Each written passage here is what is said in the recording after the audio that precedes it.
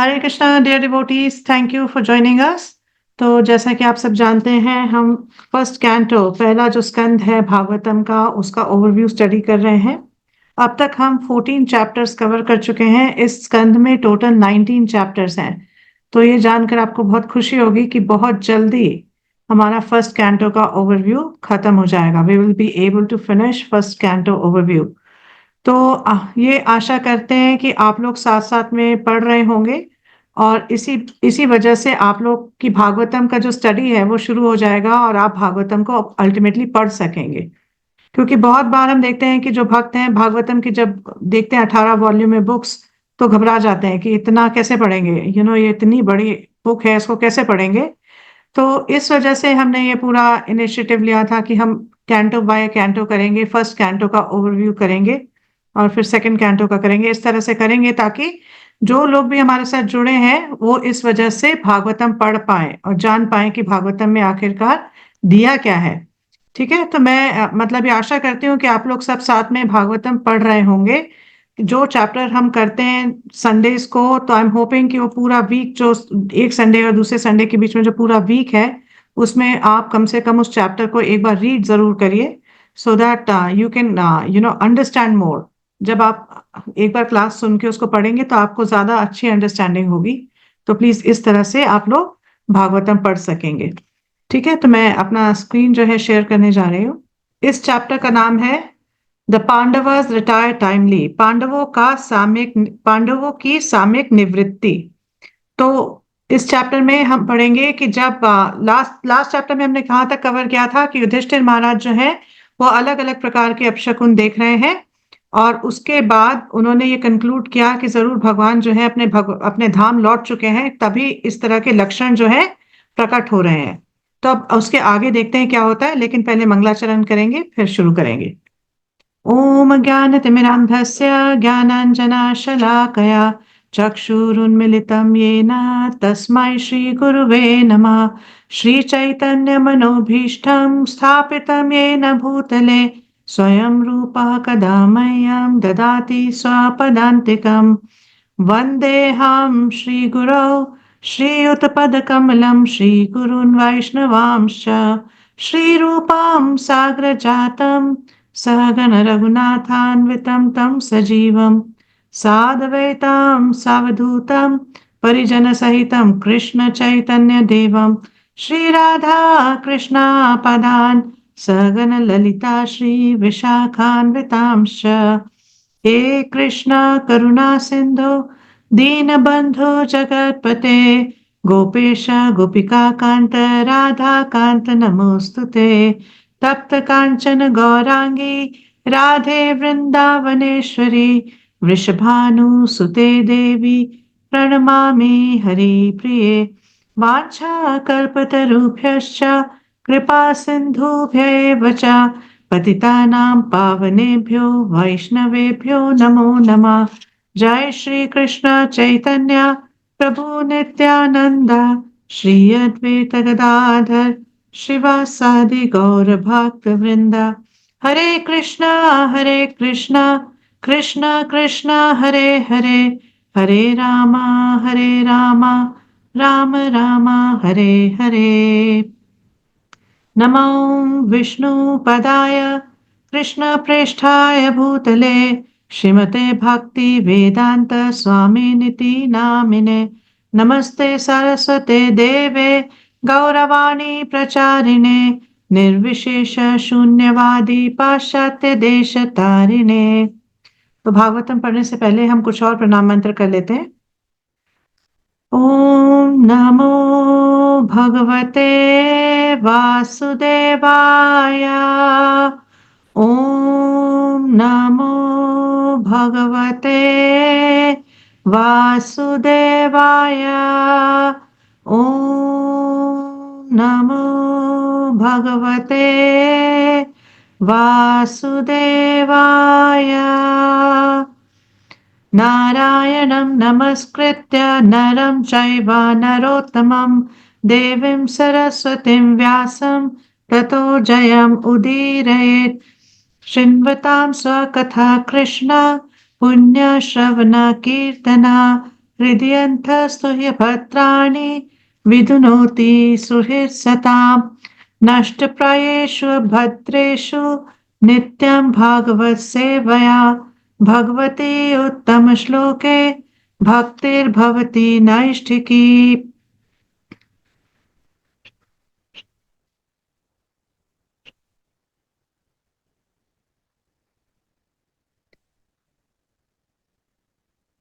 Okay, तो ये chapter जो है हम दो पार्ट्स में कवर करेंगे। तो आज हम 26 श्लोक तक करेंगे और अगले हफ्ते हम बाकी का पोर्शन करेंगे। तो इस चैप्टर का ब्रेकअप इस प्रकार से है कि 1 से 4 में अर्जुन जो है बोलना शुरू करते हैं, बताना शुरू करते हैं कहाँ से आए हैं अर्जुन। अर्जुन द्वारका से आए हैं और अब युधिष्ठिर महाराज ने उन्हें अलग अलग प्रकार के प्रश्न किए। अब अर्जुन उसके उनको उनके प्रश्नों का उत्तर देने जा रहे हैं। और फिर 5 से 17 में हम देखेंगे कि अर्जुन याद करते हैं कि किस तरह से कृष्ण कृपा की वजह से ही सारा कुछ हो सका। जो भी मतलब अर्जुन इतने बड़े योद्धा हैं, इतना उनका नाम है इतना, तो ये सारा कैसे हुआ। तो अर्जुन ये बताएंगे कि किस तरह से सिर्फ कृष्ण कृपा से हुआ। और 18 से 23 में अर्जुन बताएंगे कि किस तरह से भगवान के साथ उन्होंने बहुत इंटीमेट टाइम बिताया, बहुत भगवान ने बहुत प्रेम से उनके साथ डील किया। भगवान का एक बहुत जो घनिष्ठ संबंध रहा अर्जुन के साथ, तो उसको याद करेंगे। 24 से 31 में अर्जुन जो है इस बात पर पूरी तरह से फोकस हो जाएंगे, जो भगवान ने उनको भगवत गीता का ज्ञान दिया था, तो अर्जुन उस पे मनन करने लगेंगे। और जब वो भगवान के इंस्ट्रक्शंस पे, भगवान ने जो आदेश दिए, जो निर्देश दिए हैं, उन पे जब मनन करेंगे, तो उनका जो दुख है वो थोड़ा कम होना शुरू हो जाएगा, क्योंकि वो भगवान की प्रेजेंस को फील कर पाएंगे। और 32वें से 91 तक में हम क्या देखेंगे कि युधिष्ठिर महाराज जो है अपना राजपाट छोड़ देंगे और उनके पीछे पीछे पांडव, विदुर, द्रौपदी, सुभद्रा सब राजपाट को छोड़ के चले जाएंगे। ठीक है, तो ये इस चैप्टर का ब्रेकअप है। शुरू करते हैं। तो 1 से तीसरे श्लोक में देखते हैं कि सूत गोस्वामी क्या बता रहे हैं। तो सूत गोस्वामी ने कहा कि भगवान कृष्ण का विख्यात मित्र अर्जुन महाराज युधिष्ठिर की सशंकित जिज्ञासाओं के अतिरिक्त भी कृष्ण के वियोग की प्रबल अनुभूति के कारण शोक संतप्त था। मतलब अर्जुन जो है वो बहुत ज्यादा शोक संतप्त थे, क्योंकि वो द्वारका से आ रहे हैं और उन्होंने क्या देखा वहां पे द्वारका में कि भगवान जो है अपने धाम लौट गए हैं। फिर सेकंड श्लोक में सूत गोस्वामी बोल रहे हैं कि शोक से अर्जुन का मुंह तथा कमल सदृश हृदय सूख चुके थे, अतएव उसकी शारीरिक कांति चली गई थी। अब भगवान का स्मरण करने पर वह उत्तर में एक शब्द भी ना बोल पाया। मतलब ऐसा हाल हो गया उनका, बिल्कुल मतलब किसलिए शोक में, क्यों, क्योंकि भगवान से उनका क्या हो गया, सेपरेशन हो गया। भगवान जो है चले गए हैं। और जो एक भक्त है जिसका भगवान के साथ एक घनिष्ठ संबंध है, तो वो ऐसा सेपरेशन फील करता है वो, कि जब भगवान चले जाएं, जैसे हम अगर हमारा कोई सखी बहुत सगा संबंधी हो जिसके साथ हमारी बहुत घनिष्ठ रिलेशनशिप हो, तो अगर वो भी जाते हैं तो हम कैसा महसूस करते हैं, सेपरेशन, वियोग महसूस करते हैं। तो उसी तरह से अर्जुन जो है भगवान का वियोग महसूस कर रहे हैं और इस तरह से पूरी तरह से शोक संतप्त हैं। तीसरे में क्या बता रहे हैं सुद गोस्वामी, उसने बड़ी कठिनाई से आंखों में भरे हुए शोकाश्रुओं को रोका। वह अत्यंत दुखी था क्योंकि भगवान कृष्ण उसकी दृष्टि से ओझल थे और वह उनके लिए अधिकाधिक स्नेह का अनुभव कर रहा था। तो अर्जुन जो है मतलब बहुत मुश्किल से अपने आंसुओं को रोक पा रहे हैं। क्षत्रिय हैं तो इसलिए मतलब स्ट्रांग होते हैं क्षत्रिय, तो अपने आप को रोक पा रहे हैं, लेकिन अंदर ही अंदर वो भगवान से बहुत बहुत इंटेंस सेपरेशन को महसूस कर रहे हैं। अब चौथे में देखते हैं क्या बोल रहे हैं कि भगवान कृष्ण को तथा उनकी शुभकामनाओं, आशीषों, घनिष्ठ पारिवारिक संबंध एवं उनके रथ हाँकने का स्मरण करके अर्जुन का गला रुंध आया और वह भारी सांस लेता हुआ बोलने लगा। तो क्या याद कर रहे हैं, वो याद कर रहे हैं कि किस तरह से भगवान जो है मतलब उनका एक फैमिली रिलेशनशिप भी है, और किस तरह से महाभारत के युद्ध में भगवान ने क्या किया, भगवान उनके सारथी बने। तो ये सारी बातें जब याद कर रहे हैं भगवान के बारे में, तो क्या हो रहा है अर्जुन के साथ, अर्जुन बहुत ज्यादा मतलब विचलित हो रहे हैं, बहुत ज्यादा शोक संतप्त हैं। तो प्रभुपाद जी इसके तात्पर्य में बताते हैं कि भगवान जो है अपने भक्तों के साथ बहुत घनिष्ठ संबंध चाहते हैं, और अपने भक्तों के साथ बिल्कुल परफेक्टली आदान प्रदान करते हैं। जो भक्त उनको जिस रूप में अप्रोच करता है, तो भगवान उसके साथ उसी रूप में आदान प्रदान करते हैं। जैसे भगवान जो है भगवत गीता में बताते हैं, ये यथा माम प्रपद्यन्ते ताम तथैव भजामि हम, है ना, कि जो जिस प्रकार से मेरे पास आता है, जिस प्रकार से मेरे साथ कोई मेरे साथ मेरे मेरे मुझे कुछ कोई अप्रोच करता है, तो मैं उसी तरह से उसके साथ रेसिप्रोकेट करता हूँ। अगर कोई मुझे सखा की तरह अप्रोच करता है, तो मैं एक सखा बन के उसके साथ रेसिप्रोकेट करता हूँ। अगर कोई एक माता पिता बन के मेरे को अप्रोच करते हैं, तो मैं एक बच्चे की तरह उनके साथ मतलब संबंध रखता हूँ, ताकि वो इस रस को एंजॉय कर सके मेरे साथ। तो भगवान जो है हम सबकी मन की इच्छा को जानते हैं, और जिस तरह से हम भगवान को अप्रोच करते हैं, भगवान बिल्कुल उसी तरह से रेसिप्रोकेट करते हैं। तो प्रभुपाद जी बताते हैं कि हम देखते हैं कि अर्जुन जो है वो किस भाव में, साख्य भाव में, भगवान के साथ उनका एक फ्रेंडशिप का संबंध है ना, एक साख्य संबंध है। तो भगवान जो है ना सिर्फ जो अर्जुन के शुभ चिंतक हैं, है ना, लेकिन क्या कर रहे हैं भगवान, भगवान जो है उनको हर तरीके से मदद कर रहे हैं। यहां तक कि भगवान ने उनके साथ एक फेमिलियल, मतलब एक फैमिली का रिलेशनशिप भी और ज्यादा गाढ़ बना दिया। किस तरह से? अपनी बहन सुभद्रा का विवाह अर्जुन से कराकर। तो अर्जुन सिर्फ उनके बुआ के पुत्र नहीं है, अब अर्जुन क्या है, उनसे उनकी बहन के पति भी हैं। तो इस तरह से जो भगवान है वो और मतलब अपने जो भक्तों के साथ अपने संबंध को और घनिष्ठ बनाते हैं। और प्रॉपर बताते हैं कि यही नहीं, भगवान जो है अर्जुन के सारथी बने, और पूरे युद्ध में अर्जुन को अलग अलग प्रकार से भगवान ने गाइडेंस दी, अलग अलग तरह से भगवान ने उनकी रक्षा की, और सबसे ज्यादा क्या किया, भगवान ने उनको भगवत गीता का ज्ञान दिया। तो अर्जुन जो है इन सब बातों को याद कर कर विचलित हो रहे हैं। और फिर पांचवें में अर्जुन कहते हैं, अर्जुन ने कहा, हे राजन, मुझे अपना घनिष्ठ मित्र मानने वाले भगवान हरि ने मुझे अकेला छोड़ दिया है। इस तरह मेरा इस तरह मेरा प्रबल पराक्रम, जो देवताओं तक को चकित करने वाला था, अब मुझ में नहीं रह गया है। हाँ, तो अब क्या बता रहे हैं कि मतलब जिनकी वजह से मेरे अंदर सारी शक्ति थी, मेरा जो सारा पराक्रम है, उनकी देन थी। एक्चुअली में मेरा कुछ नहीं है। अर्जुन क्या बता रहे हैं, अर्जुन को रियलाइज हो रहा है कि कुछ भी मेरा नहीं है। ये पराक्रम जो मेरे अंदर था, ये भी भगवान ने मुझे जो है एम्पावर किया था, भगवान ने शक्ति मुझ में दी थी, और जिससे कि देवता तक चकित हो जाते थे कि एक मनुष्य में इतना पराक्रम, एक मनुष्य में इतना बल, हाँ, और इतना मतलब टैलेंट, इतना इतना मतलब इतना वीर योद्धा एक मनुष्य जो है, वो देवताओं से ही बढ़कर हो गया। किस वजह से? भगवान की कृपा से। तो प्रभुपाद जी इसके बारे में बताते हैं कि भगवान कहते हैं भगवत गीता में, और भगवत गीता के 10वें अध्याय के 41वें श्लोक में बताते हैं कि कोई चाहे कितना ही शक्तिशाली तथा संपत्ति, बल, सौंदर्य, ज्ञान और भौतिक मामलों में ऐश्वर्यवान क्यों ना हो, उसे मेरी पूर्ण शक्ति का एक तुच्छ अंश स्वरूप समझो। कि जो कुछ भी आप देख रहे हो, कुछ ऐसा में देख के कई बार इस जगत में लग सकता है, अरे कितना इसमें पराक्रम है, अरे इसमें कितनी सुंदरता है।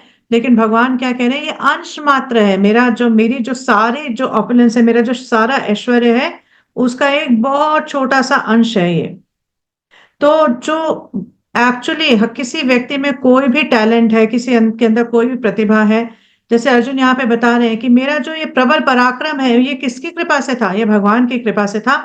तो ये हमें समझना चाहिए कि किसी के अंदर कुछ भी कर पाने की जो शक्ति है, वो भगवान से आती है। और भगवान ने जो है अर्जुन को ऐसे एम्पावर किया, भगवान ने अर्जुन को ये शक्ति दी, ताकि जो भगवान का जो कार्य है, अर्जुन उसकी पूर्ति कर सके, है ना। भगवान अर्जुन को एक निमित्त बनाना चाहते थे महाभारत के युद्ध को जीतने के लिए। तो इसलिए महाभारत के युद्ध में जीतने के लिए अर्जुन को उन्होंने क्या किया, एम्पावर किया, अर्जुन को शक्ति दी, ताकि अर्जुन जो है उनका मिशन जो है उसको फुलफिल कर सके।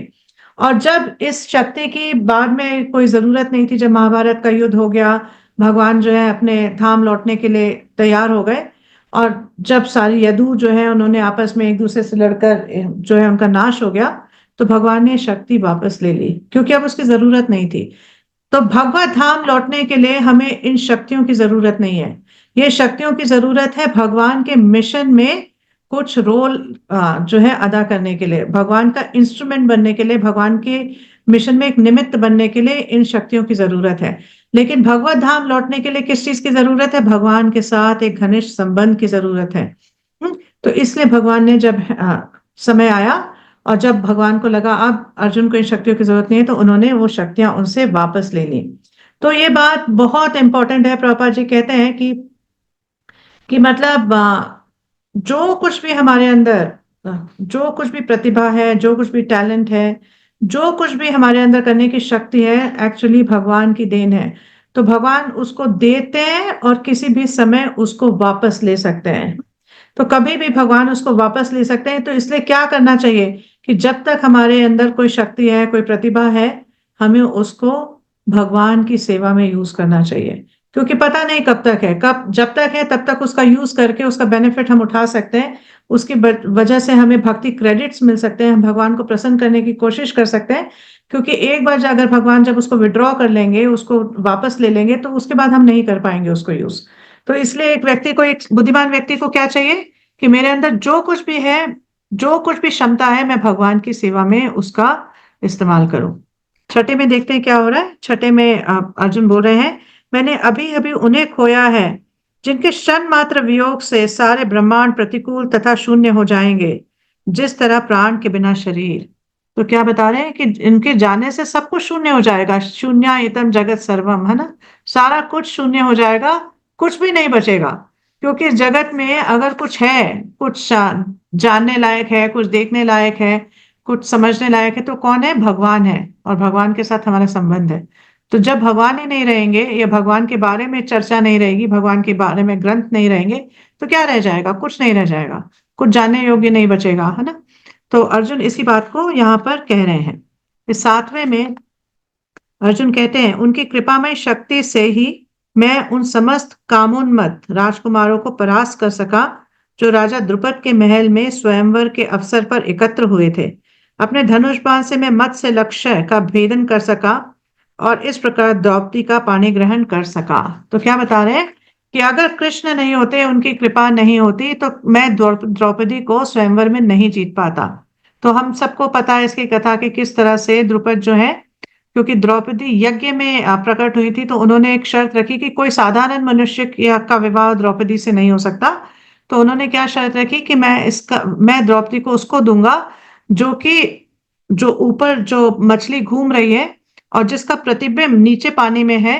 हाँ, और नीचे प्रतिबिंब को देख के जो उसकी आंख भेद पाएगा उस मछली की, उसको मैं द्रौपदी का हाथ दूंगा। तो ऐसे जो है द्रुपद महाराज ने ये घोषणा की। तो बहुत सारे राजकुमार वहां पे इकट्ठे हुए, बहुत सारे राजा इकट्ठे हुए। लेकिन अर्जुन क्या बता रहे हैं कि सिर्फ भगवत कृपा से, सिर्फ कृष्ण कृपा से मैं इस कार्य को कर पाया और द्रौपदी को अपनी पत्नी बना पाया। तो इस बात के लिए प्रभुपाद बताते हैं कि मतलब जो भगवान है, उनकी कृपा के बिना कुछ नहीं हो सकता। जो कुछ भी अगर हम कुछ अपनी लाइफ में अचीव कर पाते हैं, कुछ भी अगर हम ऐसा कार्य कर पाते हैं जो कि प्रशंसा योग्य है, तो हमें समझ लेना चाहिए कि ये भगवत कृपा से हुआ है। इसमें हमारा कुछ भी नहीं है, हमारी कोई भी इसमें क्षमता नहीं है, इसमें हमारी कोई प्रतिभा नहीं है। जो कुछ भी हो रहा है भगवान की कृपा से हो रहा है। आठवें में देखते हैं। तो अर्जुन कह रहे हैं कि चूंकि वे मेरे निकट थे, अतएव मेरे लिए अत्यंत कौशल पूर्वक स्वर्ग के शक्तिशाली राजा इंद्रदेव को उनके देव पार्षदों सहित जीत पाना संभव हो सका और इस तरह अग्निदेव खांडव वन को विनष्ट कर सके। उनकी उन्हीं की कृपा से मय नामक असुर को जलते हुए खांडव वन से बचाया जा सका। इस तरह हम अत्यंत आश्चर्यमयी शिल्प कला वाले सभा भवन का निर्माण कर सके, जहां राजसूय यज्ञ के समय सारे राजकुमार एकत्र हो गए और उनको आदर प्रदान कर सके। तो क्या याद कर रहे हैं कि उनकी वजह से मैं इंद्र को भी जीत पाया। हाँ, जो कि कौन है? देवताओं के राजा हैं। कि मैं इंद्र को भी जीत पाया। और क्या हुआ? मैं दानव को भी खांडव प्रस्थ में, खांडव वन को क्या हुआ था? अग्नि को क्षय रोग हुआ था, तो अग्नि ने आके कहा था कि मुझे कुछ जलाने की जरूरत है, मेरे को एक बड़ा भूखंड दो जिसको मैं जला सकूं और इस क्षय रोग से छुटकारा पा सकूं।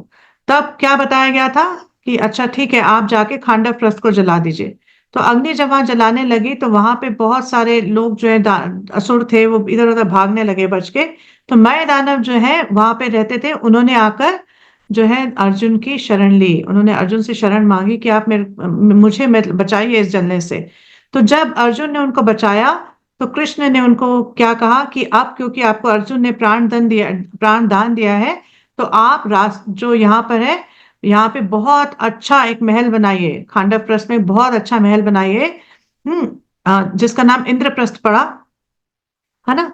तो यहाँ पे बहुत अच्छा एक, सॉरी, इंद्रप्रस्थ में एक बहुत अच्छा महल बनाइए जिसमें कि युधिष्ठिर और उनके भाई रह सके।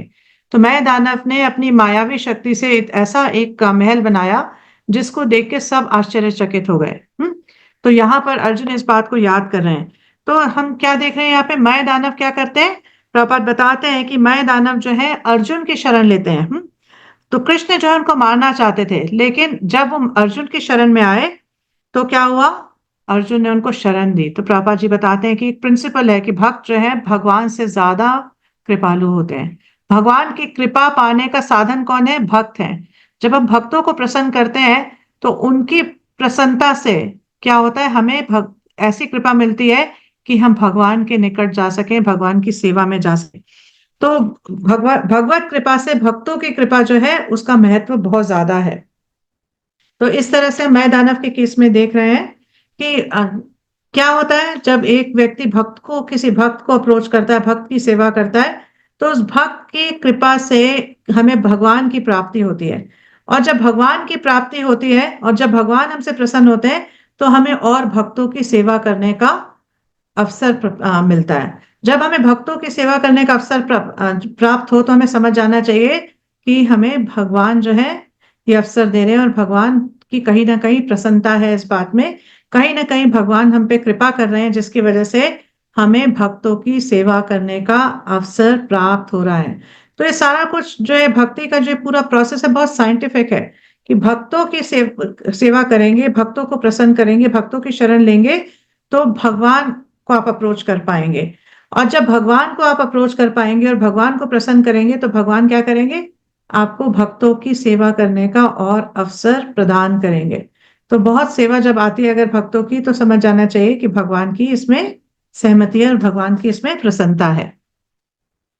9वें श्लोक में देखते हैं क्या हो रहा है कि 9वें श्लोक में अर्जुन याद कर रहे हैं कि 10,000 हाथियों की शक्ति रखने वाले आपके छोटे भाई ने किसको बता रहे हैं, युधिष्ठिर महाराज को बता रहे हैं। तो क्या कह रहे हैं, आपके छोटे भाई मतलब कि भीम, 10,000 हाथियों की शक्ति रखने वाले आपके छोटे भाई ने भगवान की ही कृपा से जरासंध का वध किया, जिसकी पाद पूजा अनेक राजाओं द्वारा की जाती थी।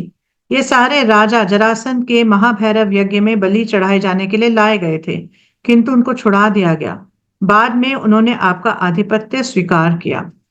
तो याद कर रहे हैं कि किस तरह से जरासंध वध के समय तो अर्जुन, कृष्ण और भीम गए थे, और भीम और जरासंध का मल्ल युद्ध हुआ, है ना। तो उसमें भीम जो है मतलब कई, मेरे ख्याल से 21 दिन तक उनका युद्ध चलता रहा, और दोनों में से कोई भी जो है हार नहीं मान रहा था। तो भीम ने जब भगवान की तरफ देखा कि ये तो मतलब मैं इतना शक्तिशाली हूँ, 10,000 हजार हाथियों का बल है मेरे अंदर, लेकिन ये जरासंध मुझसे मर नहीं रहा है, क्योंकि जरासंध भी बहुत शक्तिशाली थे। तो जरासंध मेरे से मर नहीं रहा है तो क्या करूं। तो भगवान ने उनको इंडिकेशन दिया, हाँ, कि ऐसे उसका जो शरीर है वो दो भागों में है, वो दो भागों को जोड़कर बना है उसका शरीर। तो उन दोनों भागों को आप अलग कर दो, ऐसे दोनों पैर पकड़ो और पूरा शरीर ऐसे अलग कर दो, और एक को एक साइड फेंक दो, एक को दूसरी साइड फेंक दो। तो इसी तरह से जरासंध को मारा जा सकता है। तो अर्जुन इस बात को याद कर रहे हैं कि वहां पर जो है जरासंध ने बहुत सारे, मेरे ख्याल से 10,000 राजा, ऐसा भागवतम में आता है, मेरे को नंबर अभी याद नहीं आ रहा है, बहुत सारे राजाओं को बंदी बना रखा था क्योंकि वो महाभैरव यज्ञ करना चाहते थे, और इन सारे राजाओं की बलि चढ़ाना चाहते थे। तो इन राजाओं ने, मतलब उनको दिख रहा था कि हमारा काल निकट आ रहा है, तो उन्होंने भगवान को एक चिट्ठी भेजी कि हमें आप जो है बचाइए, हाँ हम आपकी शरण ले रहे हैं, आप हमें बचाइए। तो भगवान ने उनको बचाने के लिए, जरासंध का वध करवाने के लिए पूरी योजना बनाई। तो यहाँ पर अर्जुन इस बात को याद कर रहे हैं कि उस वजह से, इन सारे मतलब आपकी योजना से भीम जो है जरासंध को मार पाए, उनका वध कर पाए, और ये जो सारे राजा हैं जो बंदी बने हुए थे, इन सब का भी उद्धार हुआ।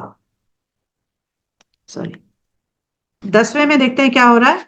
तो 10वें में अर्जुन बोल रहे हैं, उन्होंने ही उन दुष्टों की पत्नियों के बाल खोल दिए जिन्होंने आपकी महारानी द्रौपदी की उस चोटी को खोलने का दुस्साहस किया था, जो महान राष्ट्रीय यज्ञ अनुष्ठान के अवसर पर सुंदर ढंग से सजाई तथा पवित्र की गई थी।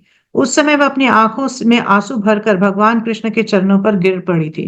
तो क्या बता रहे हैं कि जब द्रौपदी चीरहरण की बात हुई और जो द्रौपदी के बालों को मतलब पकड़ा गया, तब क्या हुआ, आप क्योंकि द्रौपदी ने आपकी शरण ली, आपने उसकी रक्षा की, और उसी टाइम भगवान ने ये अरेंजमेंट किया कि जिन जिन लोगों की वजह से द्रौपदी का ऐसा अपमान हुआ है, अब बहुत जल्दी उनका काल जो है निकट आने वाला है, बहुत जल्दी उनकी मृत्यु होने वाली है। तो अर्जुन ये कह रहे हैं कि हम नहीं थे मारने वाले, इस पूरे महाभारत युद्ध में हमने नहीं मारा किसी को, ये भगवान की योजना से हुआ है, कृष्ण की योजना से हुआ। क्योंकि द्रौपदी ने भी भगवान की शरण ली थी। तो हम जैसे भगवत गीता के 11 चैप्टर में पढ़ते हैं, 11 चैप्टर में आता है जब भगवान अपना विश्व रूप दिखाते हैं, तो क्या दिखाते हैं, काल रूप ही दिखाते हैं अर्जुन को, और दिखाते हैं कि किस तरह से उन्होंने हर किसी का नाश कर दिया, हर किसी का नाश हो चुका है। तो क्या बता रहे हैं कि अर्जुन मैं सबका नाश कर चुका हूं, लेकिन इसका क्रेडिट मैं तुम्हें देना चाहता हूं, तुम मेरे निमित्त बनो, निमित्त भव सभ्य साचिन। तो ऐसा अर्जुन को बोलते हैं। तो इस यही बात अर्जुन यहाँ पे याद कर रहे हैं कि एक्चुअली में अर्जुन को ये रियलाइजेशन हो रही है, हाँ ये समझ पा रहे हैं अर्जुन कि एक्चुअली में ये सारा युद्ध जो है उनके पांडवों के पराक्रम से नहीं जीता गया, ये सिर्फ भगवान की योजना और भगवान की कृपा के द्वारा ही जीता गया। 11वें में देखते हैं अर्जुन क्या कह रहे हैं, हमारे वनवास के समय 10,000 शिष्यों के साथ भोजन करने वाले दुर्वासा मुनि ने हमें भयावह संकट में डालने के लिए हमारे शत्रुओं के साथ मिलकर चाल चली। उस समय उन्होंने केवल जूठन ग्रहण करके हमें बचाया था। इस प्रकार उनके भोजन ग्रहण करने से नदी में स्नान करती मुनि मंडली ने अनुभव किया कि वह भोजन से पूर्ण रूप से संतुष्ट हो गई, और तीनों लोग भी संतुष्ट हो गए। तो जैसे हम सुनते हैं ना कि तस्मिन् तुष्टे जगत तुष्टा, कि जब भगवान तुष्ट हो जाते हैं तो हर कोई तुष्ट हो जाता है। तो यहाँ पे अर्जुन क्या याद कर रहे हैं कि जब वनवास मिला था पांडवों को, तो सूर्य देव की तरफ से एक अक्षय पात्र प्रदान किया गया था। तो सूर्य देव ने कहा था कि अक्षय पात्र है, जिससे कि आप जितना भी भोजन चाहो वो इतना भोजन देगा, लेकिन एक बार जब द्रौपदी भोजन कर लेगी तो उसके बाद वो पूरा दिन उसमें से और कोई भोजन नहीं प्राप्त हो पाएगा। तो एक बार क्या हुआ कि दुर्वासा मुनि जो है, प्रभा जी इसके बारे में बताते हैं अपने तात्पर्य में, दुर्वासा मुनि जो है वो गए दुर्योधन के महल में, और दुर्योधन ने उनकी बहुत खातिरदारी की। तो दुर्वासा मुनि जो है इस बात के लिए फेमस है कि बहुत जल्दी नाराज हो जाते हैं, है ना, बहुत जल्दी नाराज हो जाते हैं, बहुत जल्दी प्रसन्न भी हो जाते हैं, लेकिन बहुत जल्दी नाराज होके बहुत कई बार कर्स कर देते हैं, है ना। तो दुर्योधन ने क्या, मतलब दुर्योधन क्या चाहते थे कि जो पांडव हैं उनको श्राप मिल जाए, अगर उन पांडवों को श्राप दे देंगे दुर्वासा मुनि, तो पांडव तो है, उनके साथ और कुछ करने की जरूरत ही नहीं पड़ेगी, वो अपने आप ही खत्म हो जाएंगे। तो दुर्योधन ने उनकी बड़ी खातिरदारी की, और जब दुर्वासा मुनि ने प्रसन्न होकर दुर्योधन को कहा कि मैं आपकी खातिरदारी से बहुत प्रसन्न हूं, तो आप कुछ मुझसे मांगिए। तो दुर्योधन ने कहा कि ऐसा है, हमारे जो भाई हैं वो वनवास में है, और मैं नहीं चाहता कि वो आपकी कृपा से वंचित रहे, तो आप वहां जाकर जो है उन्हें अपना संग दीजिए, उन पे कृपा करिए, लेकिन दोपहर के बाद जाइएगा। क्योंकि दुर्योधन जानते थे कि जो द्रौपदी है जब दोपहर में प्रसाद पा लेंगी तो उसके बाद अक्षय पात्र से कुछ नहीं निकल पाएगा। तो दुर्वासा जो है अपने बहुत सारे, मेरे ख्याल से ऐसा बताया जाता है शायद 30,000 शिष्यों के साथ वहां पहुंचे, सॉरी 10,000 शिष्यों के साथ वहां पहुंचे। तो जब युधिष्ठिर महाराज ने देखा कि दुर्वासा मुनि आए हैं, तो उन्होंने उनको बोला कि आप आइए हमारे यहाँ पे, और हम आपकी कुछ सेवा करना चाहते हैं। तो दुर्वासा मुनि ने क्या कहा कि मैं अभी आता हूँ, अपने शिष्यों के साथ नदी में स्नान करके आता हूँ, फिर आपके यहाँ भोजन करूंगा। ऐसा कह के दुर्वासा मुनि अपने शिष्यों को लेकर नदी में स्नान करने के लिए चले गए। और जब युधिष्ठिर महाराज ने आके द्रौपदी से कहा कि ऐसे ऐसे दुर्वासा मुनि आए हैं 10,000 शिष्यों के साथ, और आपको उनको प्रसाद देना है, तो द्रौपदी जो है वो बहुत डर गई। द्रौपदी ने कहा युधिष्ठिर महाराज को कि मैं कहाँ से लाऊंगी, घर पे तो कुछ भी नहीं है, अब तो मैं भी भोजन कर चुकी, अभी अक्षय पात्र से कुछ नहीं निकलेगा। तो बड़े परेशान हो गए कि अगर मतलब दुर्वासा मुनि आएंगे और उनकी प्रॉपर तरीके से अगर खातिरदारी नहीं की जाएगी तो वो क्या करेंगे, श्राप दे देंगे। तो द्रौपदी ने क्या किया, भगवान को याद करना शुरू किया, कृष्ण को याद करना शुरू किया कि आप जो है संकट मोचन है, आप इस संकट से हमें निकालिए। तो उसी समय कृष्ण वहां पे प्रकट हो गए और उन्होंने द्रौपदी को कहा कि द्रौपदी मुझे बहुत भूख लगी है, कुछ खाने को दो। तो द्रौपदी ने कहा कि आप क्यों मजाक कर रहे हैं, आपको पता है कि मैं जो है प्रसाद ग्रहण कर चुकी हूँ और अब अक्षय पात्र से कुछ नहीं निकलेगा, हमारे पास और कुछ नहीं है, मैं केशव आपको किस तरह से दूं कुछ। तो भगवान ने क्या बताया कि आप वो अक्षय पात्र लेके आइए, देखना देखो उसमें शायद कहीं ना कुछ तो होगा। तो द्रौपदी ने कहा कि नहीं, तो भगवान ने जब इंसिस्ट किया तो द्रौपदी जब वो अक्षय पात्र लेके आई तो उसमें एक चावल का दाना था। जो एक चावल का दाना बचा हुआ चिपका हुआ था। तो भगवान ने उस चावल के दाने को ग्रहण किया और भगवान ने क्या कहा कि हे द्रौपदी, मैं इससे तुष्ट हो गया। तो जब भगवान तुष्ट हो जाते हैं तो भगवान के जो अंश हैं वो सारे तुष्ट हो जाते हैं। तो जब तो दुर्वासा मुनि जो अपने भक्तों अपने पूरे शिष्यों के साथ वहां स्नान कर रहे थे, उन्होंने क्या महसूस किया कि उनका पेट पूरी तरह से भर गया।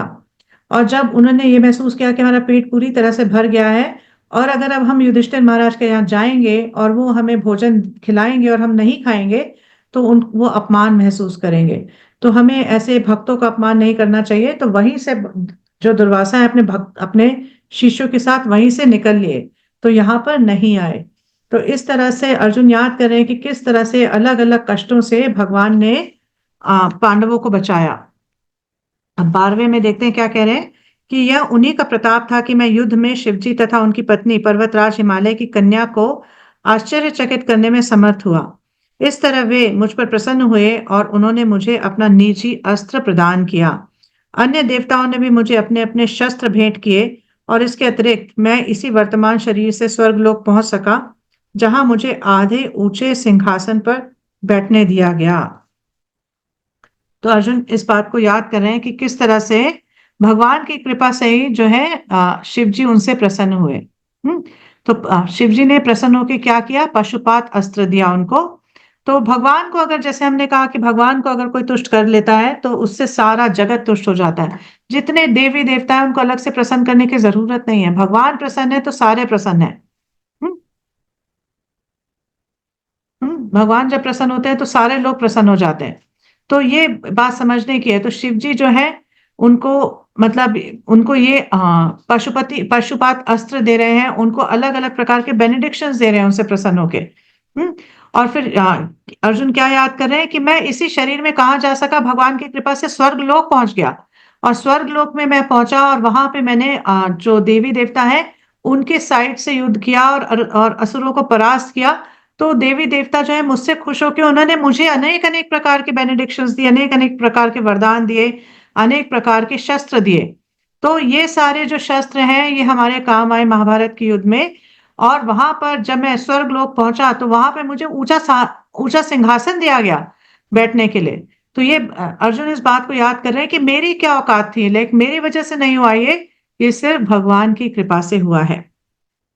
13वें में क्या बता रहे हैं, 13वें में अर्जुन बता रहे हैं, जब मैं स्वर्ग लोक में अतिथि के रूप में कुछ दिन रुका रहा तो इंद्रदेव समेत स्वर्ग के समस्त देवताओं ने निवात कवच नामक असुर को मारने के लिए गांडीव धनुष धारण करने वाली मेरी भुजाओं का आश्रय लिया था।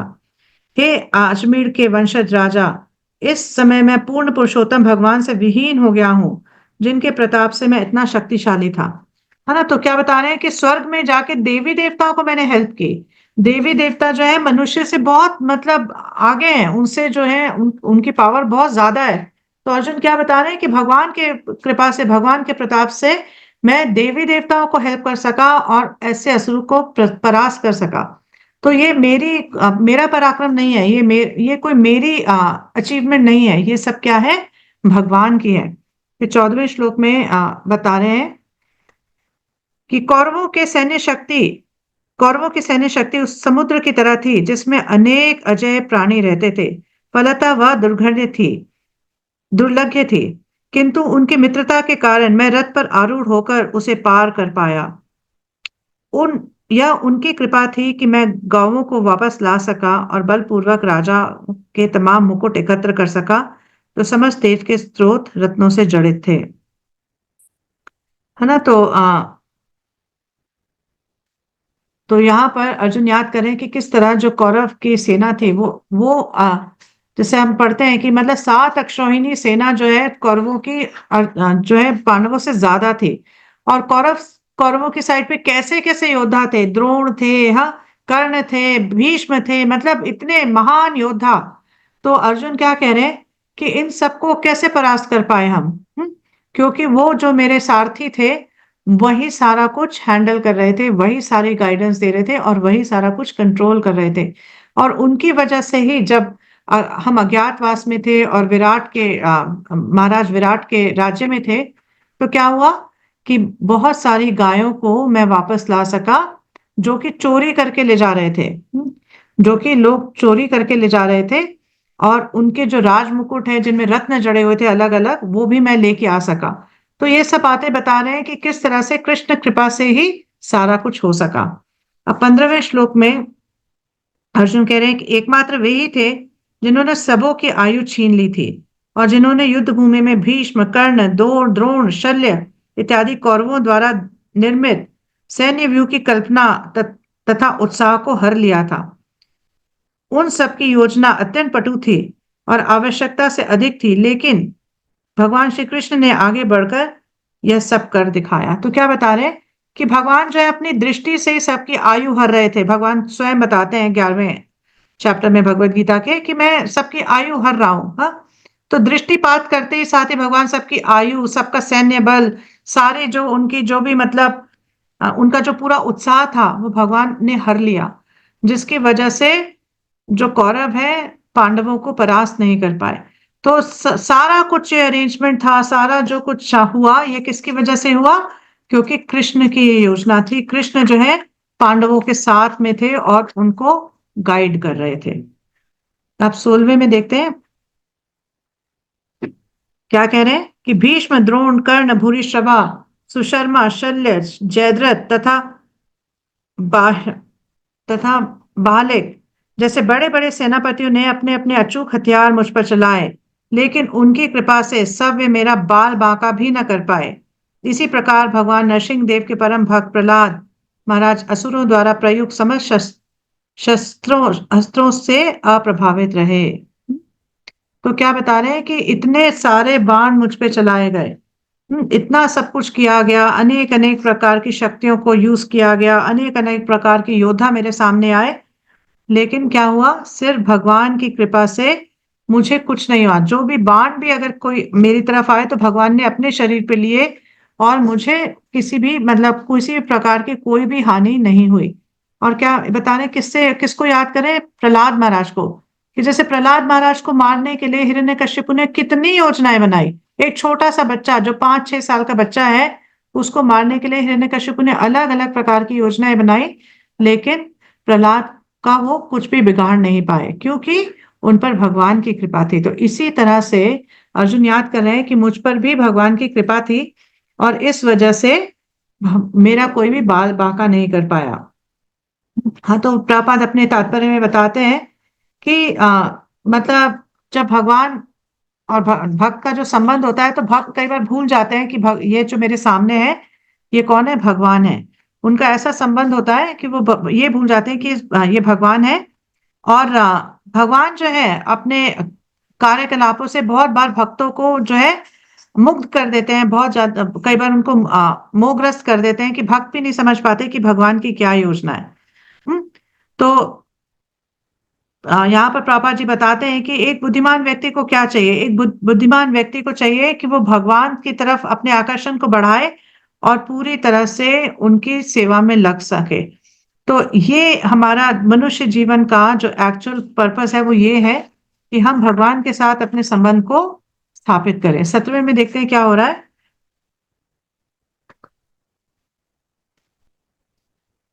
17वें में बताया जा रहा है कि यह उनकी कृपा थी कि जब मैं अपने प्यासे घोड़ों को के लिए जल लेने रथ से नीचे उतरा था, तो मेरे शत्रुओं ने मुझे मारने की परवाह न की।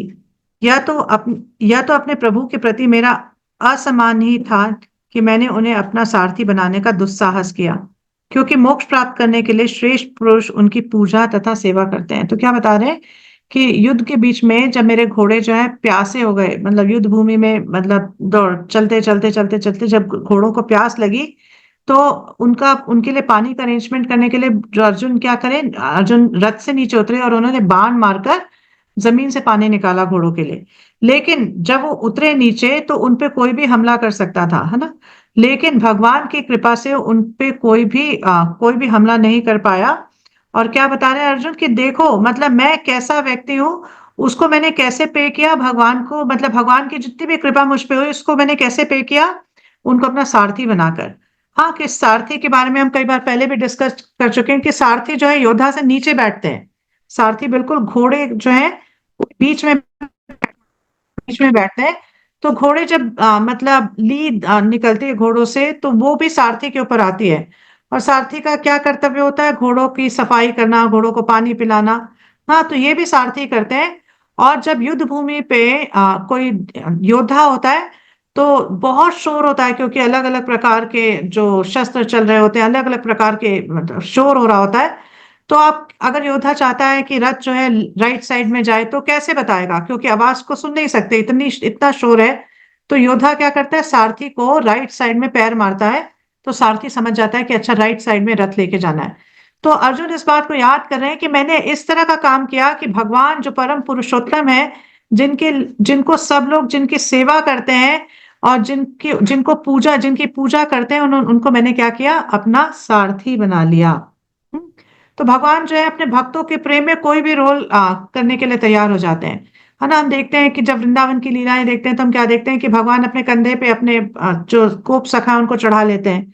हाँ, तो इस तरह से अलग अलग लीलाएं भगवान करते हैं अपने भक्तों को प्रसन्न करने के लिए। तो जिस तरह से भक्त भगवान की सेवा करना चाहते हैं, तो भगवान भी अपने भक्तों की सेवा करना चाहते हैं। अब 18वें में देखते हैं क्या बोल रहे हैं अर्जुन की, हे राजन, उनके परिहास तथा मुक्त बातें अत्यंत सुहावनी तथा सौंदर्य से अलंकृत होती थी। हे पार्थ, हे सखा, हे कुरुनंदन कहकर उनका पुकारना और उनकी समत सहृदयता की अब मुझे याद आ रही है और मैं अभिभूत हूँ। तो क्या बता रहे हैं कि वो मुझे कैसे बल बुलाते थे कि हे पार्थ, हे सखा, हाँ, हे कुरुनंदन, और इतने प्रेम से बुलाते थे। और उनकी जो मुस्कान है, हाँ, वो क्या है, हृदय को आ, बहुत ज्यादा लुभाती थी। तो इन सारी चीजों को मैं याद कर रहा हूं और मैं बहुत पूरी तरह से विचलित हो रहा हूँ, पूरी तरह से अभिभूत हूँ। मुझे समझ नहीं आ रहा कि मैं कैसे, मतलब हाँ, कैसे इस सिचुएशन को डील करूं। उसके बाद 19वें में बताते हैं कि सामान्यतः हम दोनों साथ साथ रहते और सोते, साथ साथ बैठने और घूमने जाते, और बहादुरी के कार्यों को के लिए आत्म प्रशंसा करते हुए कभी कभी यदि कोई भूल होती तो मैं उन्हें यह कहकर चढ़ाया करता था, हे मित्र, तुम तो बड़े सत्यवादी हो। उस समय भी जब उनका महत्व घटता होता, वे परमात्मा होने के कारण मेरी ऊटपटांग बातों को सह लेते थे और मुझे उसी प्रकार क्षमा कर देते थे जैसा एक सच्चा मित्र अपने सच्चे मित्र को या पिता अपने पुत्र को क्षमा कर देता है। तो अर्जुन क्या बता रहे हैं, ये हम 11 चैप्टर में भी पढ़ते हैं भगवत गीता के। अर्जुन जो है इस बात को पश्चाताप करते हैं कि मैंने उनको ऐसे बुलाया कि हे सखा, हाँ। और कई बार अर्जुन यहाँ पे भी बता रहे हैं कि मतलब मैं उनका मजाक उड़ाया करता था कि अरे तुम तो बहुत सत्यवान हो, इस तरह से ना। तो अब अर्जुन याद कर रहे हैं कि मतलब भगवान जो है परम पुरुषोत्तम है, उनकी क्या पोजीशन है।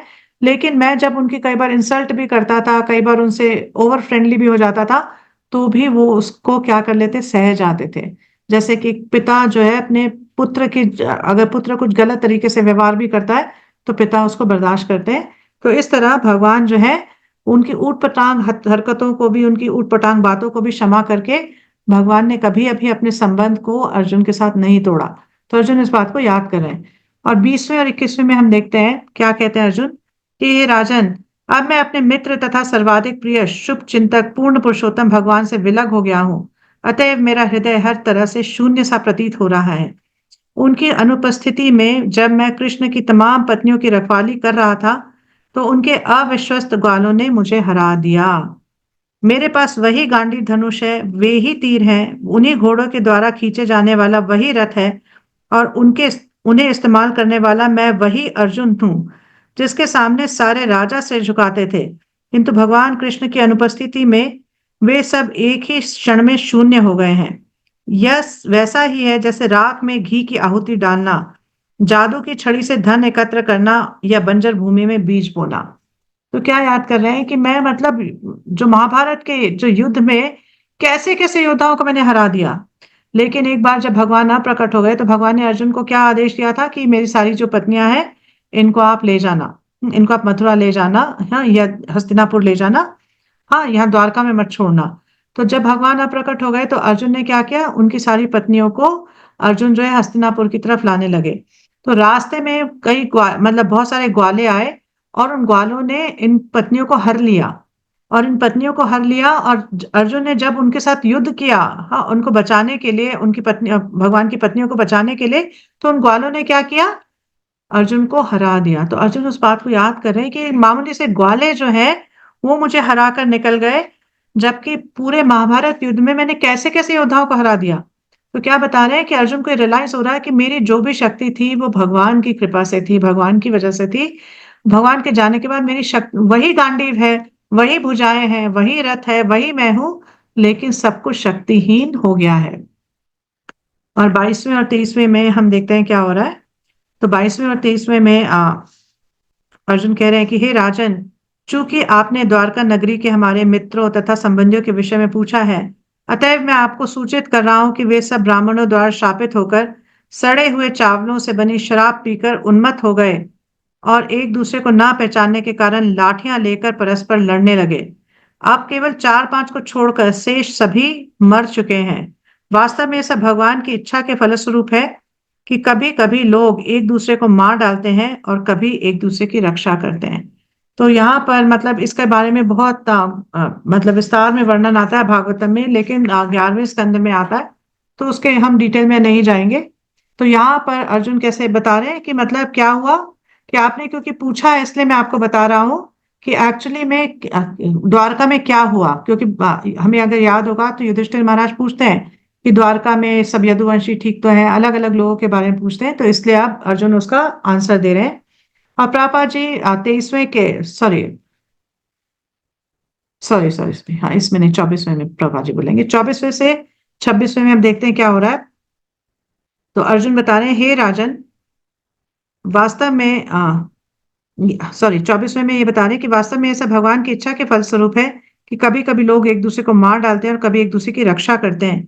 और 25वें और 26वें में बता रहे हैं कि हे राजन, जिस तरह समुद्र में बड़े तथा बलशाली जलचर छोटे मोटे तथा निर्बल जलचरों को निगल जाते हैं, उसी तरह पूर्ण पुरुषोत्तम भगवान ने भी धरती का भार हल्का करने के लिए निर्बल यदु को मारने के लिए बलशाली यदु को, और छोटे यदु को मारने के लिए बड़े यदु को भिड़ा दिया। तो क्या बता रहे हैं कि भगवान ने पूरा अरेंजमेंट किया कि जिससे कि यदु जो है, यदु वंश का नाश हो जाए।